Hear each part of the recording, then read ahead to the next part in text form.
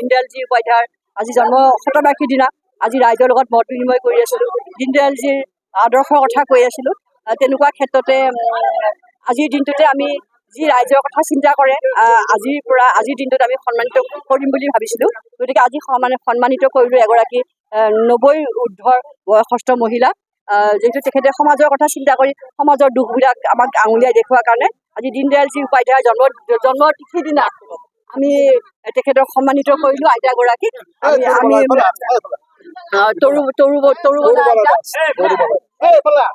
কাৰণ আৰু আজি আমাৰ ভাৰতীয় জনতা পাৰ্টীৰ মণ্ডল সভাপতি আমাৰ সমূহ কৰ্মীসকল আছে।